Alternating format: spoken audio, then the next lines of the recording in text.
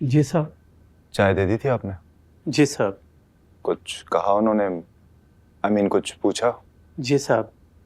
बीबी जी तो समझ गई थी, लेकिन साहब ने बहुत डांटा मुझे। आप आइंदा मत बनाइएगा, हम हैं ना इस काम के लिए साहब।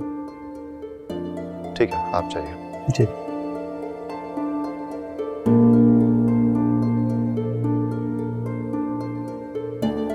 जहाँ पे कदर ना हो ना, वहाँ पे इतने एक्ट्स ऑफ सर्विसेज नहीं करने चाहिए।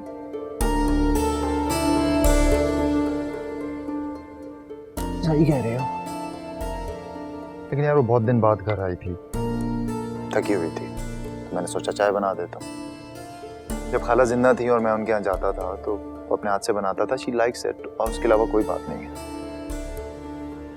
मैं तुम्हें कैसे समझाऊं सर? अगर मेरा कोई ऐसा कजिन होता ना जो मेरा इतना ख्याल रखता, मैं तो उसकी बहुत कदर करती। देखो, उसके मेरे बीच जितने भी रिश्ते थे ना, वो सिर्फ एक रिश्ते की वजह से खत्म हुए, और वो रिश्ता है नफरत का। मोहब्बत के बगैर भी जिंदगी गुजर जाती है। इतनी अच्छी नहीं होती, लेकिन गुजर तो जाती है। अच्छा, अरे आप इतनी गहरी बातें कब से करने लगी मैम? आपके साथ रहने लगी हूँ, टाइम स्पेंड करने लगी हूँ, तुम्हारा दुख समझ रही हूँ, तो फिर मैं भी ऐसी ही बातें करती हूँ। मैं और मेरा दुख। पर चलो, अब जिंदगी में कुछ तो अच्छा है, और वो तुम। हाँ, लेकिन तुम मिस अमीन को फिर भी नहीं भूल पा रहे। ट्राई एंड अंडरस्टैंड यार। अब वो मेरे सामने आती है तो सारा माजी तरोताजा हो जाता है, क्या करूं मैं?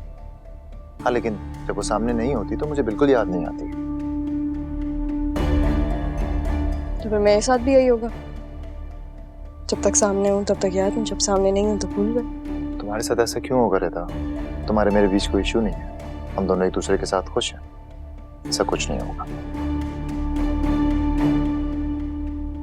बातों में मैं तुमसे नहीं जीत सकती सर। बिल्कुल ऐसा ही, इसलिए ट्राई भी मत किया करो। शो अच्छा है, देखना। हाँ, वॉल्यूम बढ़ा दो।